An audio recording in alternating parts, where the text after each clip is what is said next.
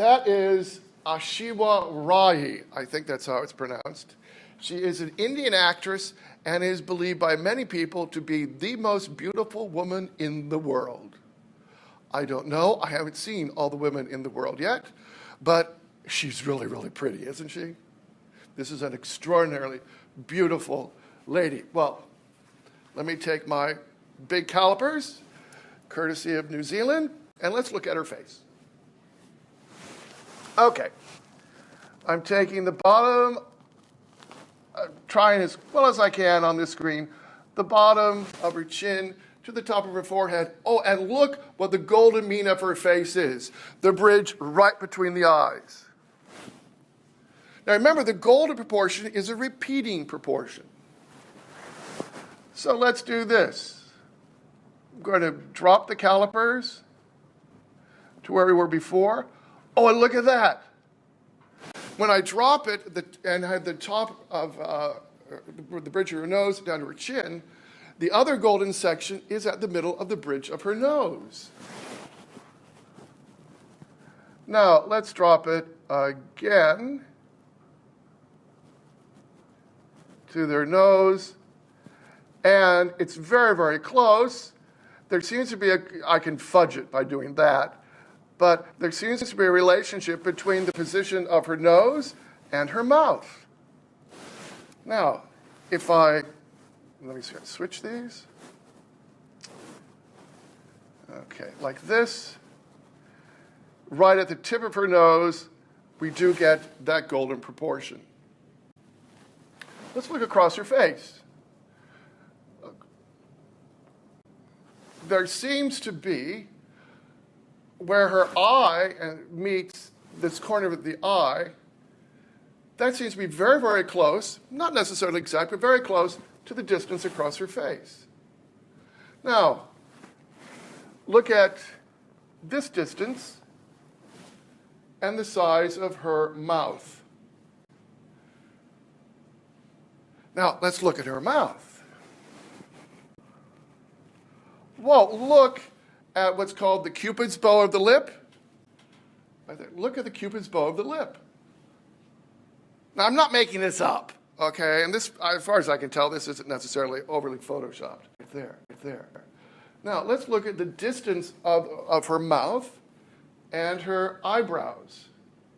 Well, this isn't the same. If you don't have the plucked eyebrows, there's her real eyebrow. The eyebrow is about the same distance as the mouth, and the ear, the visual portion of the ear, is very close to that same design. In other words, this proportion is repeated on this beautiful woman's face, not necessarily exactly, but it's really, really, really close. Right? You follow this? And she is extraordinarily beautiful. This is not a girl, this is a guy. This is Adam Ayash, he's an American model. Let's do the same thing. My calipers are just big enough. Now, from his face going down, it's not quite at the bridge of his nose, but it's right in the distance between his eyes. We go down further. We see here, it's the center of his nose. We go down further. We have this relationship again. We go across his face. And we see again there is a tendency for this golden relationship to be right here at the corner of the eye. If we look at the size of the mouth, the Cupid's bow is at that golden proportion. We can reverse it the same way. Again, we look at, I did this, the bottom of the face seems to follow the golden proportion. Here we have this Cupid's bow, and the size of the ears against the face is very close to that same proportion, as is the eyebrow. Again, the golden proportion is repeated across this face. This is Dawson Martin, another American model. we do the same thing with him. Again, we have that relationship vertically through the whole face. The golden mean, roughly, is right there between his eyes. We reduce it again. We find that it, again, is at generally the area between the eyebrows and the nose. We drop it again. We have it here again. And then, if we flip it, down here, even the kind of close to the cleft of his chin follows this thing. And again, with the length of the mouth and the Cupid's bow, the ear, the ear this size, and again, the eyebrows. Halle Berry, Matt Bomer, and Mrs. Obama. Same thing. Let's look at Mrs. Obama, very beautiful woman. Across her face, let's get this right, and we have the same situation, although it's a little bit higher with Mrs. Obama, but we bring it down. We have that golden proportion again.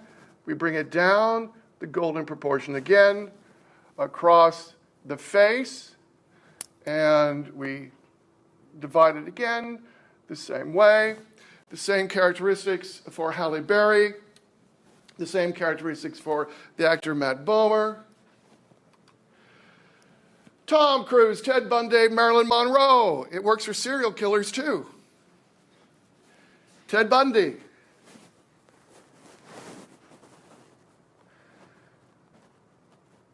There we go, and we reduce it again, and we reduce it again. Very, very close. And this is, of course, his mugshot across the eyes. Same with the Tom Cruise, with Marilyn Monroe. And we reduce it here, and we reduce it again. The same relationships across the face. Apparently, these relationships might be embedded as part of our DNA. Or you could say, if you're a really strict evolutionary biologist, you could say that simply through the course of evolution, apparently people have preferred as mates people with bodies who are structured according to these principles. John F. Kennedy Jr., Sitting Bull, and another American model, Métis Valiant. But let's look at Sitting Bull. Sitting Bull isn't very happy in this picture, but then again, he didn't have much reason to be.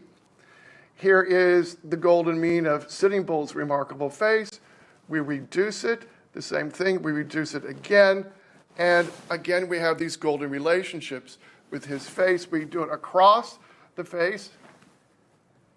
There is the eye, length of the mouth, the Cupid's bow of Sitting Bull's lip is right where we would expect it to be.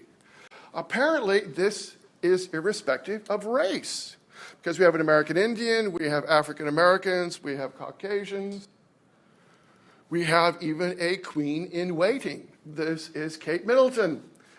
And I don't know if my calipers actually are big enough for this. They really don't extend, but Kate's, and this really isn't working, but we can see this, and then down further. Here, it's difficult with the smile, but you can still see these relationships do generally follow the face. Hugh Jackman. Okay. Now, Hugh Jackman's a good-looking guy, but in which picture does he look best? Well, I think the picture on the left, he looks best. On the right, Hugh Jackman looks kind of goofy. Well, he's trying to look goofy, of course. But let's see what happens with these things. We see Hugh Jackman's face here, and then we reduce it to right there, and the guy's got a hook nose. Do you see that? There's this little knob. And we reduce it again to where the knob is, and there's just kind of an oddness to the bottom of the face. Do you see that? But when he smiles and he's dropping his chin, he's much more attractive, much better looking guy. Look what happens to the golden mean. We reduce this, We reduce this, and by dropping his jaw, it is lengthening his face, and the business with his nose is de-emphasized a little bit. Does that make sense to you? Do you see that? Now, of course, it's the one on the right is more attractive because, of course, he's smiling, and that's a lot of it too. But also by dropping the jaw, his face changes. Okay. This guy is not a serial killer. All right? At least not yet. All right? Matt Damon.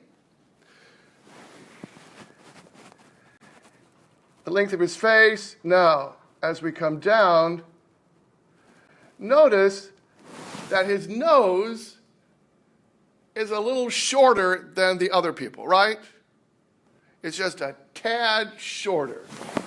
And to make it work down here, we've got to really have that top of the top of the calipers right at the bottom of his nose.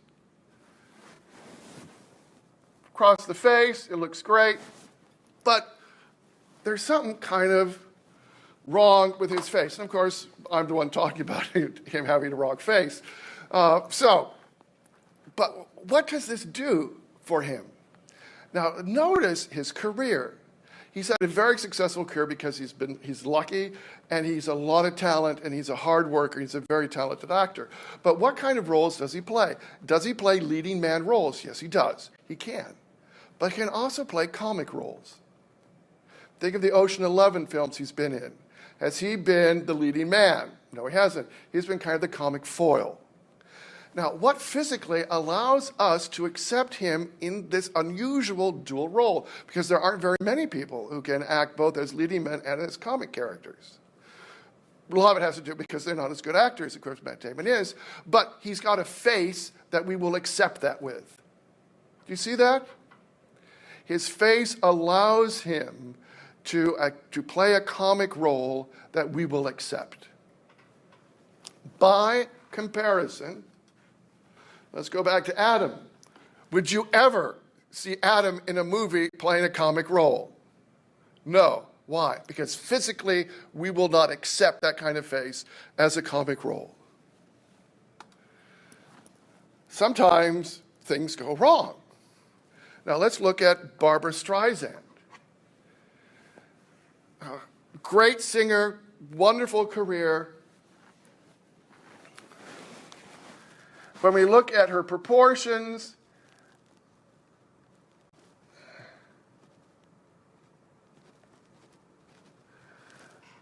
the bottom of the face is just odd. And this is, I'm not insulting Miss Streisand, and look at the size of her mouth.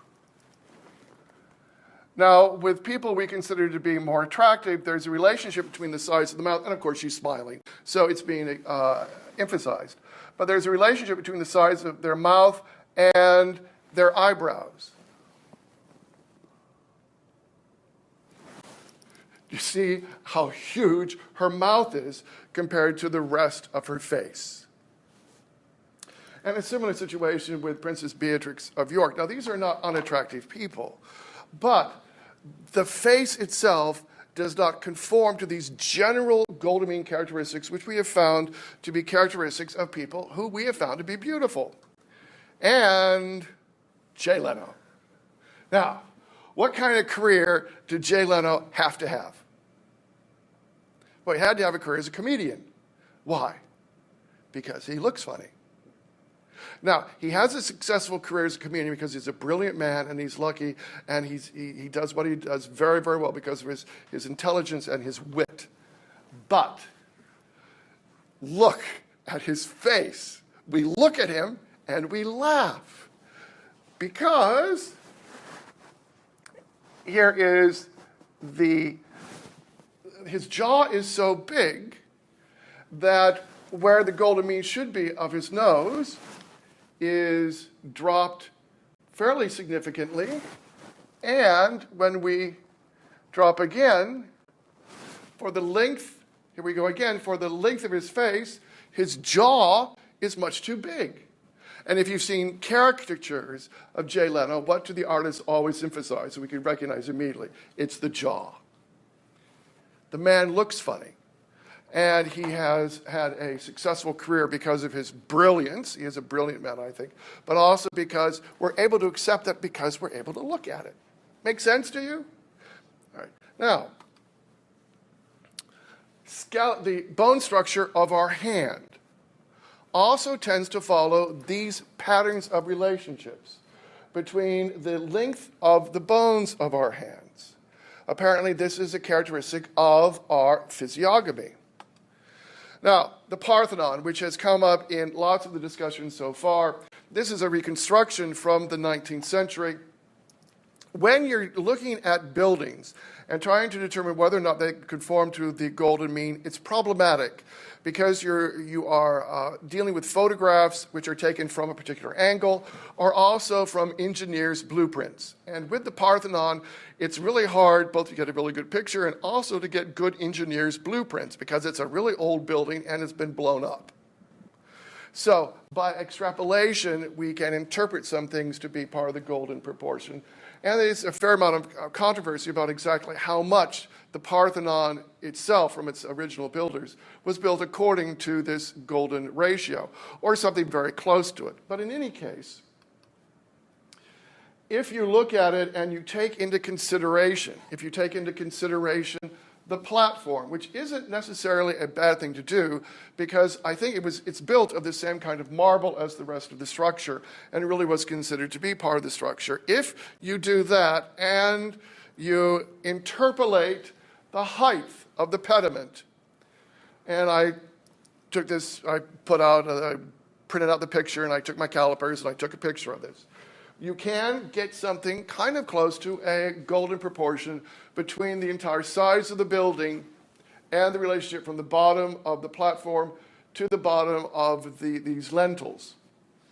Although, legitimately, people say that that is somewhat perhaps forcing the issue. But if we look at the ground plan, at the interior of the Parthenon, and let me do this. Just reaches. If we take our calipers, and that just reaches to the exterior of the colonnade, the interior colonnade, we can see that there is a close, not exactly, a close relationship between the size of the building and the size of this part, which was called the treasury.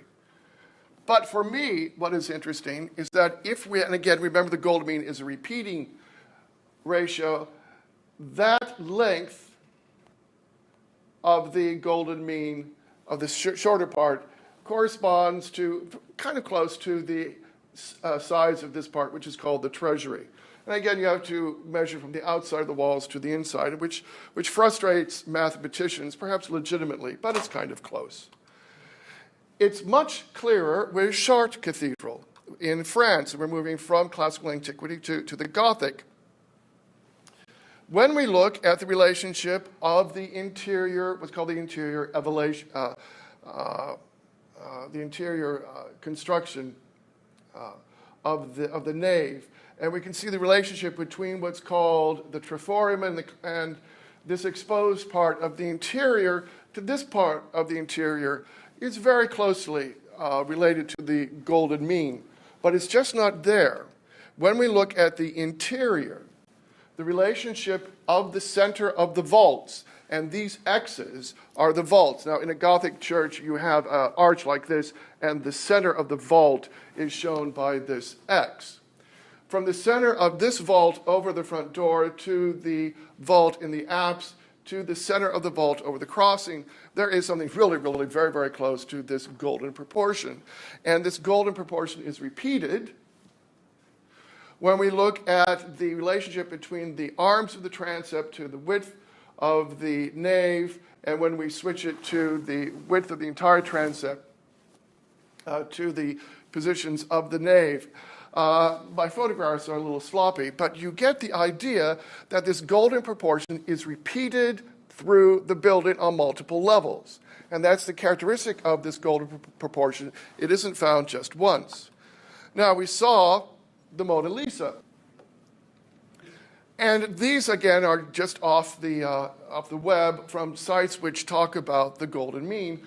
But the problem with them, and this again is what mathematicians complain about legitimately, is that these lines just look like they're drawn arbitrarily on the face. It doesn't seem to make a whole lot of sense. And for instance, this bottom line of this golden mean rectangle, why is that there and not moved over a little bit? It makes no sense.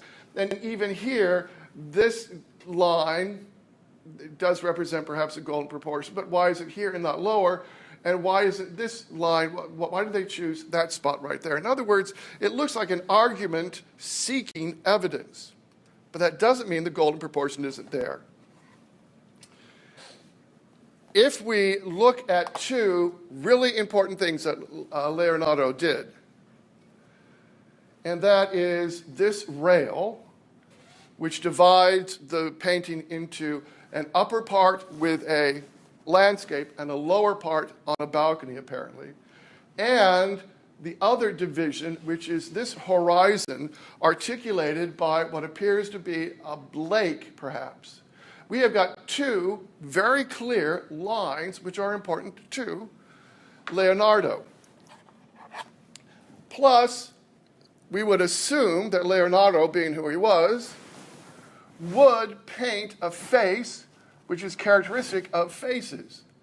And so the face of Mona Lisa does conform in many ways to the golden proportion of beautiful faces, right? But that's to be expected. Just beautiful faces do. Here, if we take a photograph with our calipers, we can see it doesn't become, I'm sorry, this slide isn't quite that clear, but this is the line of the balcony. If we take the whole side of the picture, that balcony line does come at 0.618, very, very close of the shape of the canvas, as does this become part of 0.618 of that lower, of that smaller unit. So Leonardo was, at least as far as these horizontal units concerned, there is evidence of this golden mean. Now, whether or not Leonardo was doing it with a caliper like this, which, as far as I know, did exist in the Middle Ages and in the Renaissance, or simply through intuition, we don't know. But this very, very famous drawing by Leonardo is often referred to as exemplifying the golden proportion. And we saw that earlier on that video. Well, the arms don't. And Leonardo really was talking about a different proportion than the golden proportion in this. But if we look at the distance from the bottom of the feet to the top of the head, the navel is very, very close to the golden proportion of that distance. Similarly, and my calipers were a little off here when I took this photograph. Similarly, if we extend the calipers to the top of the circle, the center of the chest is the golden relationship of that entire circle. Again, I want to emphasize the arms are not constructed according to that principle, something else, but these large designs are. Now, Michelangelo apparently knew that, and when in 1504 he finished the David, we see this interesting relationship between the golden proportion and the navel in the structure of the piece itself. Now again, it's difficult to, it's close and intuitive. And mathematicians, again, legitimately get annoyed by this, but it's really, really close. And it's different than the kind of proportions which were used in the Middle Ages. Now, does anybody really look like that? Well, apparently some people do. That is the model that we saw before. And at least some people, the navel is that kind of relationship on their bodies. Peggy Noonan is Peggy Noonan still alive? She she was a speechwriter for Ronald Reagan. And she was at a dinner party one time, and she wrote about it. And she was sitting at the table with Sophia Loren and her son, and with Mr. and Mrs. Gorbachev and their bodyguard, and Kevin Costner. And she made this comment about looking at Sophia Loren and her son and Kevin Costner and the bodyguard. And she said, you know, you look at some people and you just realize, oh, that's what God meant. You know, Now, apparently, we do have this golden proportion, at least possibly, on some of us. And we do find it in modern architecture. There are lots of things we can look at, but I'm going to look at one of my favorite buildings. This is the California Tower in Balboa Park in San Diego, designed by the American architect Bernard Goodhue, who also designed some buildings in New York and the Nebraska state capitol. Now that tower, and I've looked at it a long time since I was a kid, and I always really liked it. And I didn't realize, one of the reasons why I might have liked it is that Goodhue, as was his character, was really, really careful in designing the top of the tower according to the golden proportion. Here, the relationship between these ornamental units is articulated by golden proportions, and even the next ones are similarly articulated by golden proportions, and the next ones are similarly articulated by golden proportions, and I love this part, the weather vane. Now, that weather vane is Balboa's ship. And this weather vane all the way up on top, which nobody ever sees, Goodhue was really consistent by making the middle of it the golden proportion of the size of the weather vane. So you look at that tower, I looked at it a lot, I spent a lot of time out there as a kid, and it just looks really, really neat. You like the way it looks. The Spanish court was really, really weird. If you're into weirdness, spend a lot of time reading about the Spanish court. And one of the things the Spanish court really liked to have were ugly people. The ladies in the Spanish court liked to keep dwarves and monkeys. Because the idea was that having dwarves and monkeys around you made you look more beautiful by contrast. And Velázquez, one of the great Spanish painters, has painted extraordinary portraits of the court dwarves and the pathos of these people's lives. Many of them are in the Prado, and you'll want to see them when you go to Madrid. One of the ways you can tell how good something is by looking at how bad something else is. And we're going to look at something really bad. We just saw that California Tower in San Diego, and this is the campus of Wheaton College outside of Chicago in Illinois. That's Edmond Chapel, and that is the Edmond Chapel Tower. Now, you look at that tower, and it's just kind of lumpy, isn't it, compared to the other ones? There's something not right. Well, you get out your calipers, and you can see that if this wood section of the tower is going to be constructed according to golden principles, this clock business is too short. You see, it should be higher. And if you flip them around, this part again is too low, and when you flip them around again, this top is just botched.